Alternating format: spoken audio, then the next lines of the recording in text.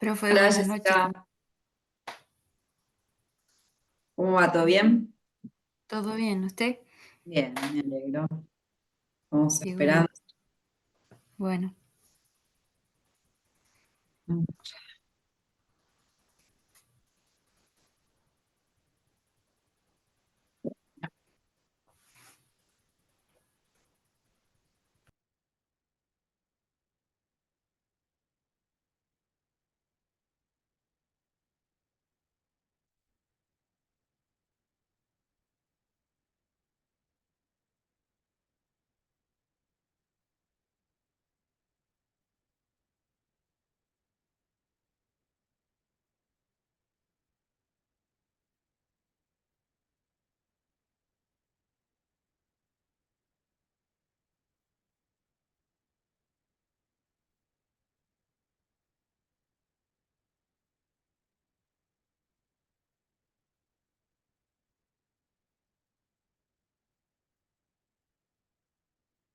Ujú.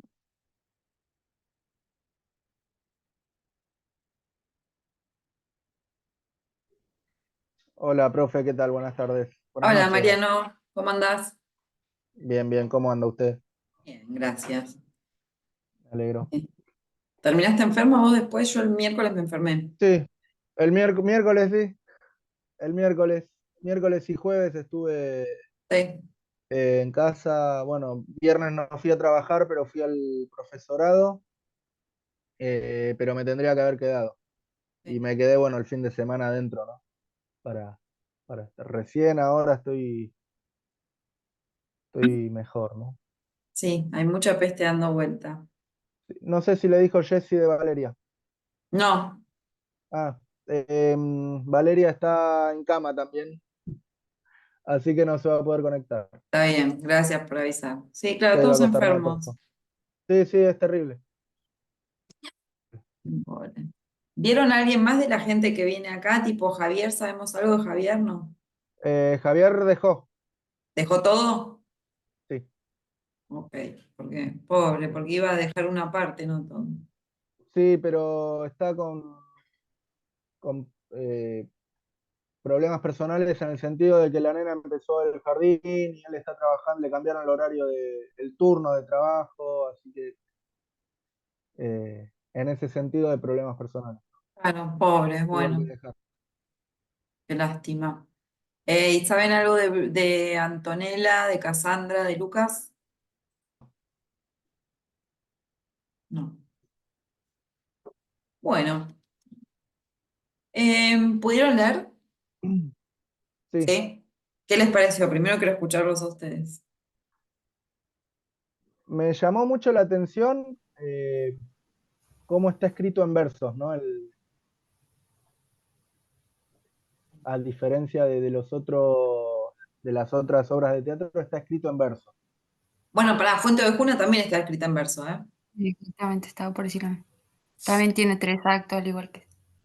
Sí, no, me refería al de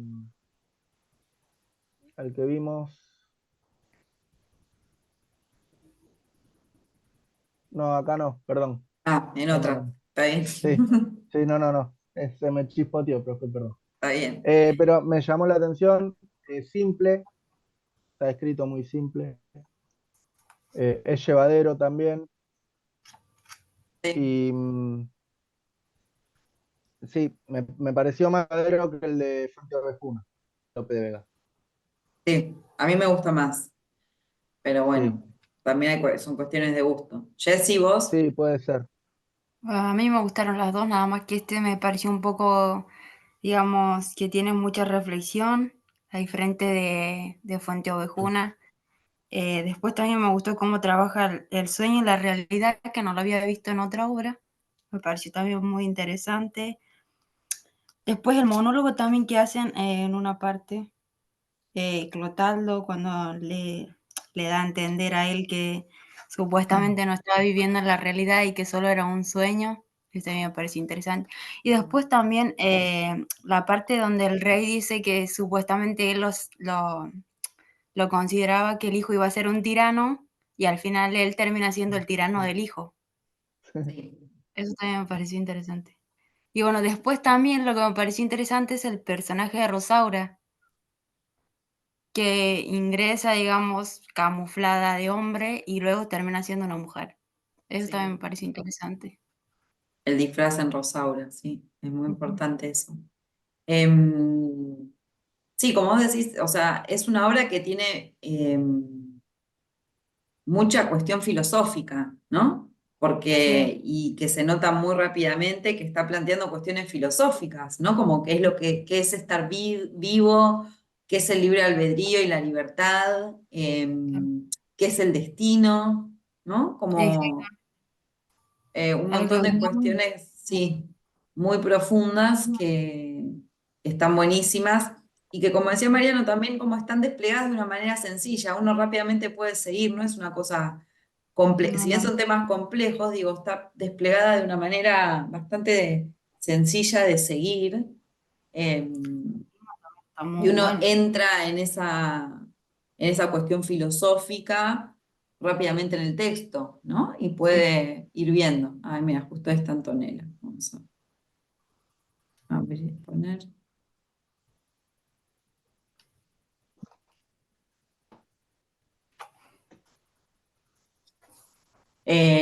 Así que sí, a mí siempre me gustó mucho esta obra. Desde cuando la leí en la secundaria, la leí por primera vez en la secundaria y me había parecido un flash, eh, y me sigue pareciendo.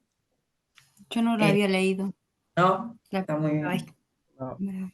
yo tampoco y me pareció más bonita que cuando- Sí, Hola, está bueno. Antonella, ¿cómo andás? Hola, profe, hola, compañeros. ¿Cómo va? Hola, Anto. ¿Pudiste leer vos? Pues estamos Sí, chusmeando. sí, sí. Genial.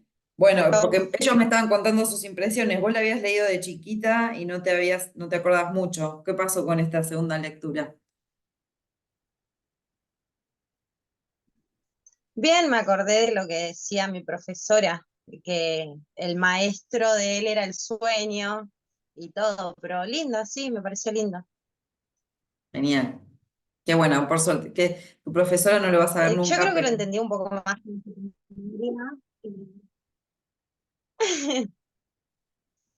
sí. Em, pero es lindo pensar eso, que uno se acuerda A ver. de las cosas que dijeron los profesores, porque ustedes están estudiando para ser profesores. Entonces es importante lo que uno dice. Los alumnos se acuerdan de cosas que uno no se... A mí me ha pasado, que tuve alumnos que tuve en primer año y después en quinto me dicen, pero vos no te acordás la vez esa que me dijiste, no, qué sé yo, tengo 500 alumnos, pasaron 5 años, pero las palabras quedan, eso es importante. Las palabras, Más grabada. sí, sí, sí. Entonces, bueno, es importante no decir estupideces. Cuando uno da clase, intentar ir bien Muy armado. importante. Porque está bueno eso, lo de o sea, para tratarlo en secundario, hablar de que el maestro de él era el sueño y qué sé yo, es una buena forma de entrarle. Está bueno. Bien. Bueno, vamos a empezar entonces. Tengamos en mente todo lo que vimos en la clase anterior con Maraval, ¿no? De la cultura, digo, ¿eso les resonó un poco cuando estaban leyendo la obra?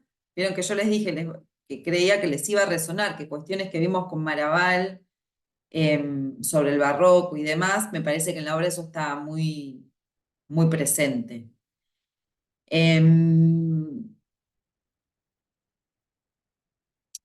Bien, hay un estudio preliminar, que vamos con eso primero, que es más sencillito, que habla de, bueno, dónde se encontraría la estética barroca en el texto, y uno puede pensarlo, acá dicen, bueno, en la arquitectura del texto, o sea, en cómo está organizado ese texto, en la escenografía, en el lenguaje que se utiliza y en la jerarquización de los personajes.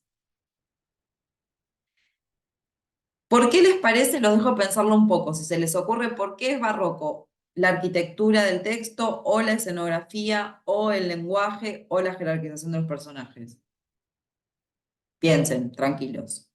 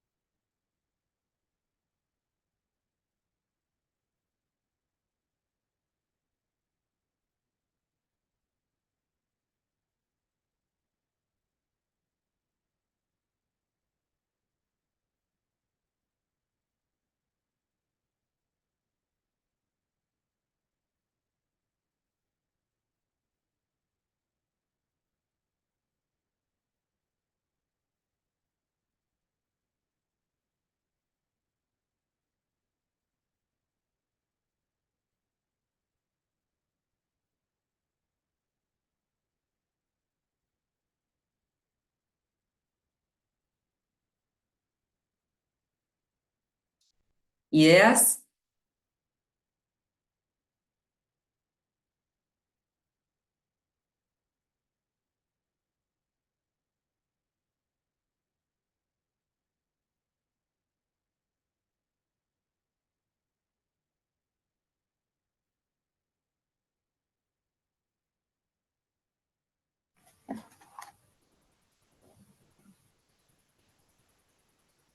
Profe, la jerarquización de los personajes está dado porque cumple también con lo que vimos los otros días en Fuente Ovejuna, esto que las tres acciones, digamos, de Aristóteles, ¿no? Tenemos varios personajes, dentro de ellos tenemos Rosaura la dama, Segismundo el príncipe, Está bien, pero eso después tiene que ver con Lope. Yo hablo de estética barroca. Yo hablo de lo que vimos con Maraval, de cómo era la estética barroca, lo que vimos de dificultad, lo que vimos de cuestiones de desesperanza, lo que vimos, todo eso que vimos la otra vez.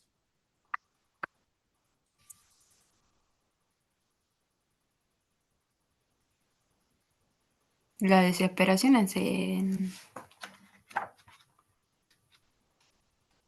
Digo, lo que estoy intentando es que unamos lo que leímos de Maraval, que lo unamos con la literatura. ¿Qué bueno, la cosas hay qué cosas ustedes pueden decir? Sí, esto claramente es barroco en la obra de teatro.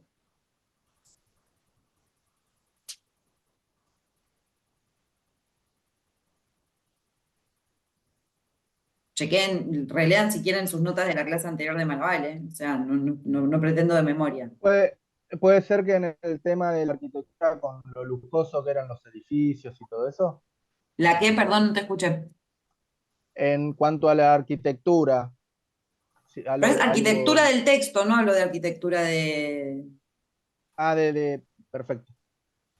Pero si no, ¿para qué lado ibas? Mire, escuchemos igual. No, por lo lujoso de la arquitectura, lo pomposo, ¿no? De Segismundo, el palacio y todo eso. Claro, pero eso en Renacimiento también, tipo, los No, palacios siempre son lujosos, ¿no? Por definición. Arquitectura del texto me refiero a cómo está construido el texto, cómo está organizado, cómo está estructurado. Pero si no, si ninguna de esas cuatro categorías les sirve, cualquier otra cosa, ¿qué ven de barroco en el texto? Está estructurado más o menos, más o menos, como me hace acordar cuando leímos la poesía que usted puso de, ¿cómo era el autor que me tocó a mí? Luis de Góngora y Argot, porque yo Mm. tengo el librito y está lineal y tiene palabras bastante complejas que por lo menos en mi libro abajo me las Bien, explica, parte está por parte. bien. Bueno, entonces el uso de cultismos o El culteranismos. uso de cultivo. Bueno, esa puede ser una característica del barroco, sí. Una lengua trabajada, ¿no? Una lengua que no es tan transparente, Ah, ¿no? Sino sí, verdad. que hay un trabajo, o sea, el barroco es lo antitransparente, ¿no? Es una lengua que puede tener varios significados, que no es tan fácil llegar directamente. Es que igual en toda la obra, como que cada parte la explica muy detalladamente, como en el principio ya. Sale en lo alto de un monte Rosaura, en hábito de hombre de camino, y en repente sentado los primeros versos va bajando. Y así sucesivamente, como que toda la obra está bastante bien detallada. Como habíamos visto también, yo lo había visto bien en Luis de Góngora eso, que usted después me corrigió y puso también de ejemplo otra poesía que se notaba más. Bien, sí. ¿Qué más?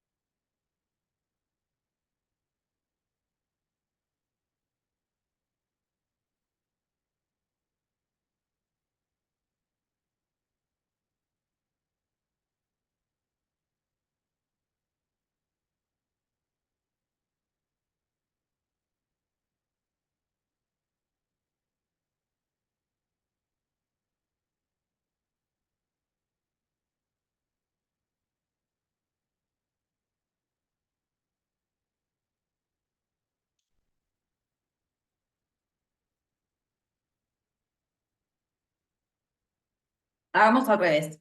Digan, busquen características que hablamos la vez pasada del barroco. ¿Qué características vimos de la estética barroca en Maraval?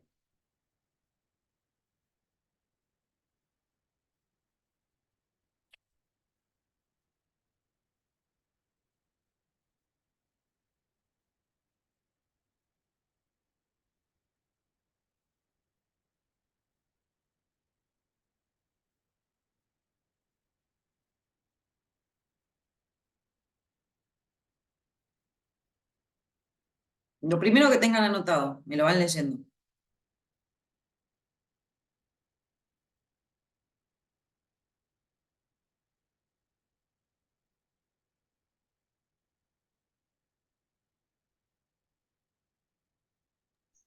Profe, yo lo anoté todo en la carpeta, lo voy a agarrar rápido y vengo. Dale, dale, sí, sí.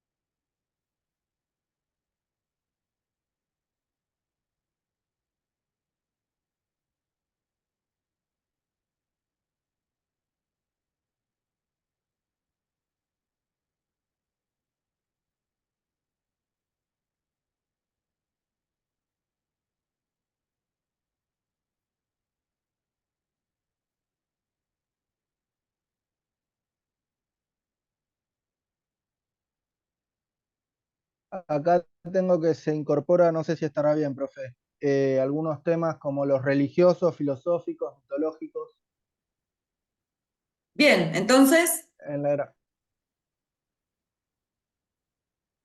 ¿qué características tiene del barroco la vida de sueño? la incorporación de esos temas.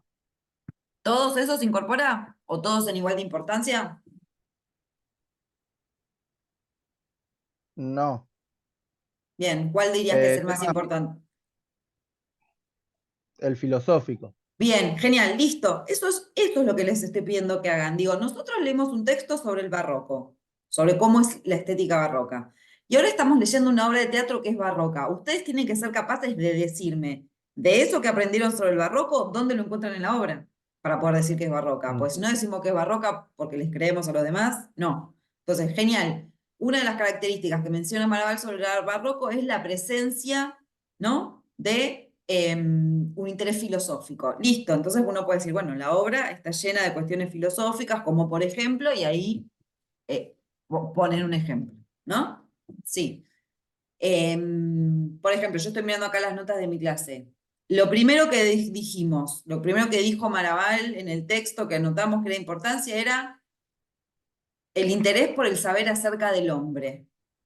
¿Qué es Segismundo sino una indagación sobre el alma humana?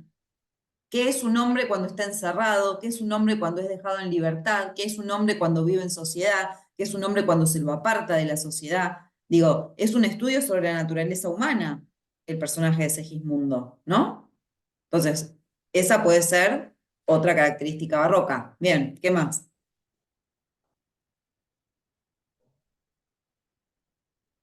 Si van en orden, si tomaron nota de la clase, en la primera página yo ya encuentro muchas cosas.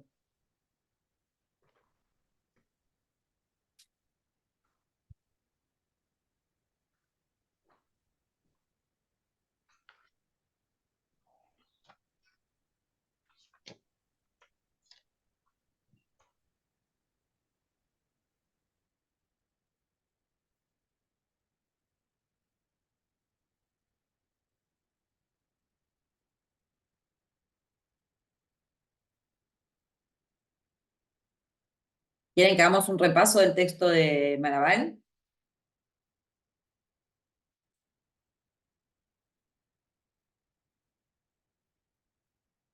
Hacemos un repaso, porque esto es importante y va a ser importante en el parcial, así que hagamos un repaso. Bien, después vamos con Segismundo. Entonces, ideas principales del texto de Maraval. Él dice que a partir de la crisis social y económica que hay en el siglo XVII, se despierta esto que les acabo de decir, el interés por el saber acerca del hombre, ¿no? O sea, el antropocentrismo es muy fuerte en el barroco. Entonces, se estudia sobre el hombre para conocerlo y saber manipularlo. ¿Se acuerdan que esto lo hablamos? Esto empieza en el Renacimiento, pero se intensifica en el barroco. Perdón, ¿el padre de Segismundo no lo manipula? ¿No le hacen creer que está dormido, que está despierto, cuando está dormido, cuando está dormido está despierto? Ahí tenemos un claro ejemplo. O sea, Maraval dice manipulación y nosotros abrimos la obra y lo están manipulando a Segismundo. Le hacen creer que lo que vivió en realidad fue un sueño y lo tienen ahí preso sin saber que él es el heredero del trono. Todo eso manipulado por el padre. Ahí ya tenemos, ¿no? Otra.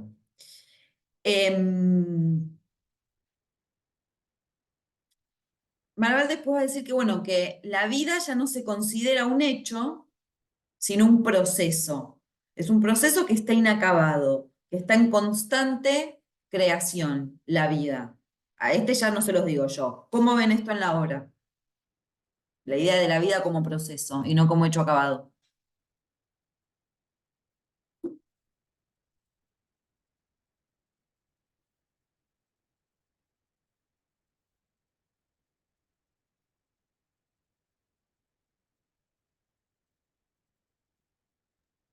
Porque él era prisionero y de ser prisionero y pensar que iba a ser prisionero toda su vida pasa a ser rey, pero después, o sea, la vida está en constante construcción y en constante cambio, vendría a ser profe.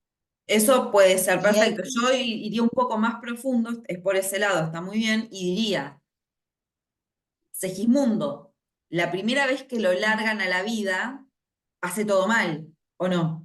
sí, y Es después, violento, bueno, maltrata a las personas, después sí, vuelve a sí. la cueva, ¿no? A la torre, en Ujú. realidad, reflexiona y cuando nuevamente cuenta con la libertad, actúa de una manera diferente. Eso es un proceso vital. Es un tipo Sí, que sí, por pasó. eso lo decía, que está en constante cambio. Y ahí es cuando mi profesora fue que me dijo, el sueño fue su maestro, porque él después Exacto. de salir por segunda vez, cambió. ¿No? Entonces no tenemos un personaje que fue bueno desde siempre.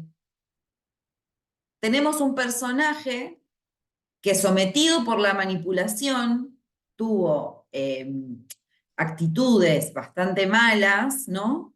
Negativas, pero que una vez que pudo reflexionar, cambió su forma de ser y sí se convirtió en un personaje bueno. Bueno, ahí tienen entonces un ejemplo de la vida como proceso. ¿Entienden a dónde voy con lo que les vengo diciendo de unir una cosa con la otra? Digo, ni siquiera son detalles, son como cosas más generales. Bien, entonces Manaval dice, bueno, como la vida es un proceso, pone ejemplos de cómo esa idea de proceso aparece en el arte. Y va a decir, bueno, en el arte aparece mucho arte inacabado, cosas que no están terminadas, pero adrede. Va a decir después en escritura, en literatura, palabras cortadas, literatura que exige al lector desarrollar los pensamientos y las ideas. Acá tenemos esto, nosotros tenemos que ser lectores que están ahí reponiendo un poco lo que pasa y estamos entendiendo lo que le va pasando a los distintos personajes y vamos tomando una posición contraria a la de algunos personajes, ¿no? Y entendemos el sufrimiento profundo de Segismundo porque vamos siguiendo todo eso y todas sus metáforas, digo, acá tenemos, ¿no? Entonces un lector activo, dice, hay que hacerse la vida y hay que saber hacérsela, ¿no? Y dice que hay un paso de la moral a la conducta. Lo que antes, con un esquema más que nada religioso, en donde lo que abundaba era la moral, esto está bien y esto está mal, ¿no? La religión dice que esto está bien y que esto está mal, la ley dice que esto está bien y que esto está mal. Ahora se empieza a hablar de conducta más. empieza a tener, porque antes no había conducta, era como hacías lo que estaba bien y ya está, y si hacías lo que estaba mal, estaba mal. Acá lo que se empieza a hablar de la conducta, porque la conducta se puede cambiar. La moral no se cambia, la moral de una época. Para una época esto está bien y esto está mal. Eso es inamovible. En cambio, la conducta sí se cambia. ¿Y qué hace si no Segismundo que cambiar su conducta? A partir de lo que aprendió. ¿No? Eso también aparece en el texto.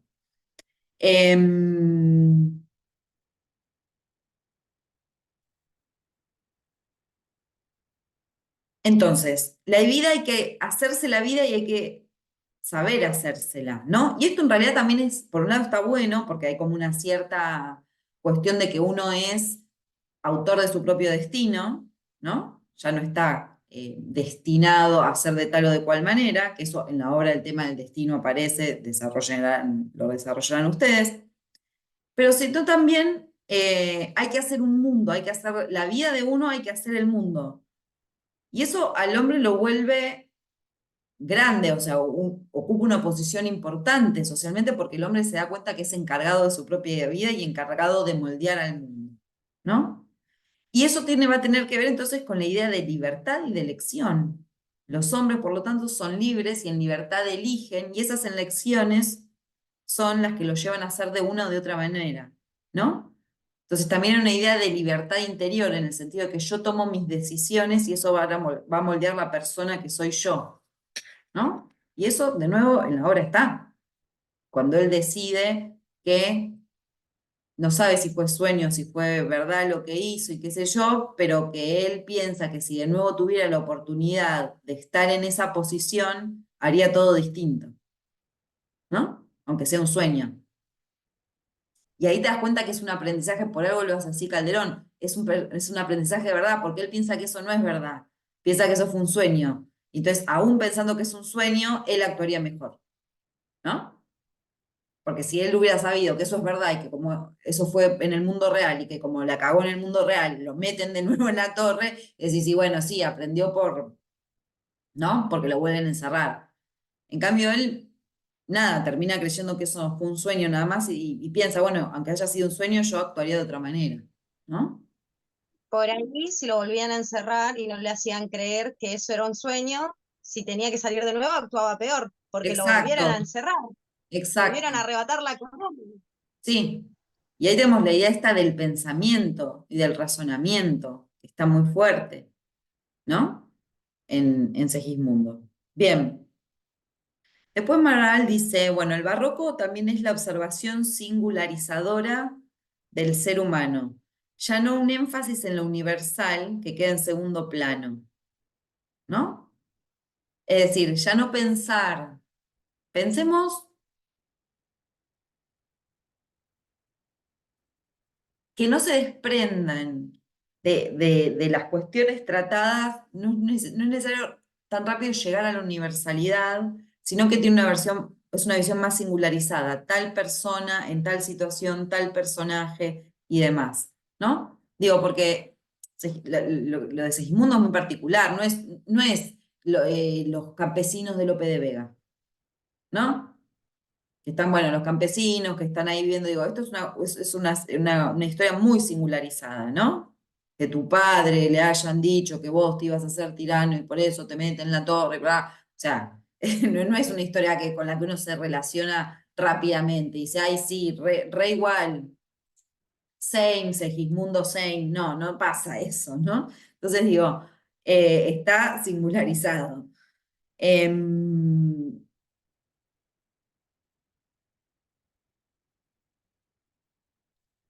Y después hace como una diferencia entre el Renacimiento y el Barroco. Maravilla dice que en el Renacimiento el mundo fenoménico, o sea, el mundo de los fenómenos, de las cosas que suceden y que existen, el mundo es como un reflejo de una realidad objetiva, ¿no? Hay una realidad superior y objetiva y el mundo en el que nosotros nos movemos, eso está reflejado.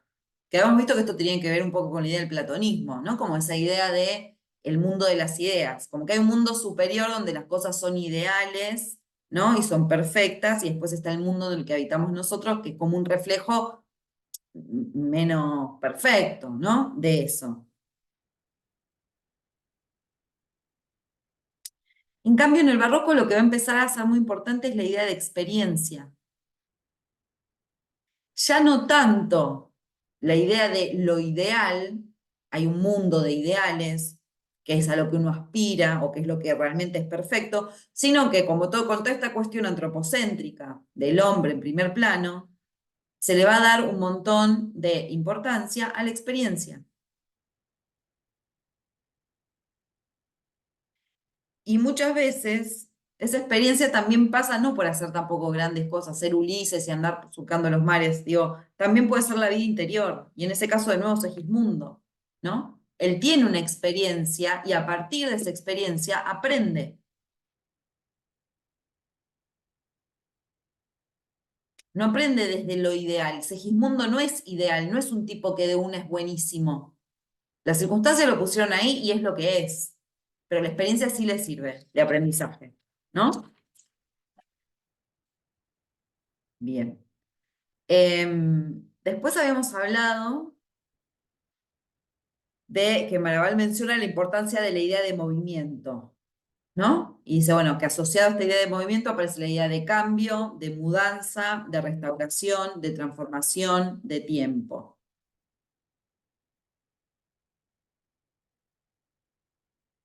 Acá podemos hablar de transformación en la vida de sueño.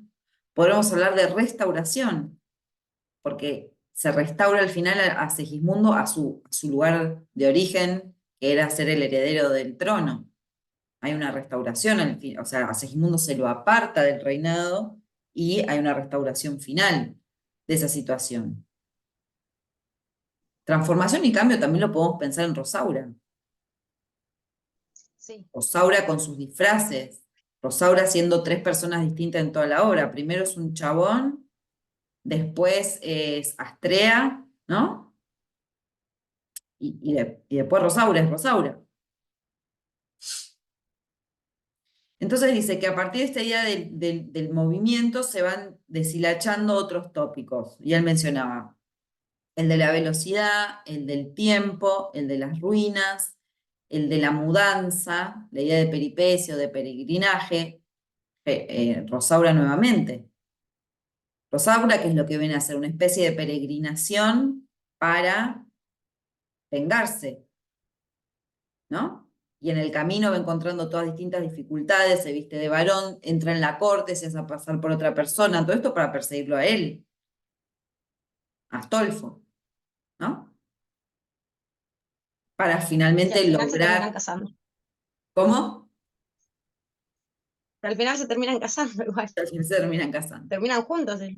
¿Sí? Pero porque él ya la había engañado, entonces la única forma de salvar a Rosaura en esa época era eso, ¿no? Como tiene que terminar con él. La idea de la inconstancia humana, como si todo es mudanza y movimiento, entonces el hombre también es inconstante. Esta idea de que un día quiero esto, otro día quiero lo otro. Bueno, Astolfo, qué sé yo, ¿no? Podría pensarse desde ahí. La idea de variedad. Y dice, caducidad y renovación conviven en la mentalidad barroca. Al mismo tiempo pesimismo y optimismo.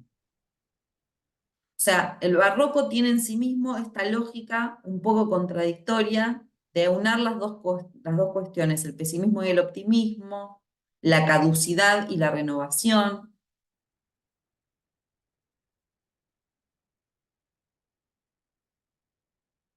Y eso, lo del pesimismo y el optimismo, se puede hacer un análisis mucho más profundo, que sería, después vamos a ver si llegamos, pero poder buscar campos semánticos de los distintos momentos de Segismundo. Segismundo al principio hablando de cuestiones lúgubres, oscuras, que esto y que lo otro, y qué pasa al final, cómo habla Segismundo al final. Lo mismo Rosaura, ¿no? Digo, eso se puede ver. Claro, sí, cuando él es prisionero y después cuando él es rey, pero cuando es rey después de recapacitar, de hacer las cosas bien. Sí, está muy bueno eso. ¿No? Eso está en el mismo personaje. Marabel después dice que, bueno, que acá lo que se da es también, se empieza a formar lo que nosotros conocemos como la mentalidad moderna, es decir, la mentalidad, un tipo de mentalidad más cercana a nuestra forma de pensar. ¿Por qué dice que es eso? Bueno, porque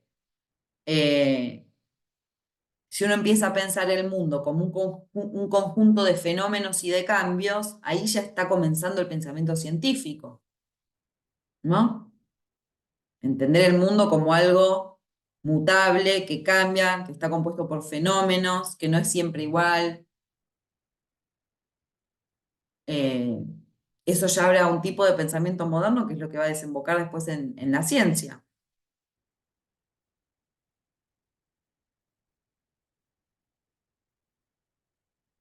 Después habíamos hablado de la idea esta de la conciencia de la variedad, como algo enriquecedor de la experiencia de las personas, ¿no? Y lo habíamos, ¿se acuerdan que habíamos hablado del descubrimiento de América y qué sé yo? Que Maraval decía esto, pero sin hablar del descubrimiento de América. Bien. Después también habla sobre el tiempo, como que el leitmotiv acá en el barroco, perdón, es la idea de tempus fugit, habíamos dicho, del tiempo que huye, que en realidad tiene que ver con la idea de fugacidad. Y esta idea lo que hace es verlo al tiempo como una dimensión más que constituye la realidad, porque el paso del tiempo afecta a todo y transforma todo, incluso la realidad.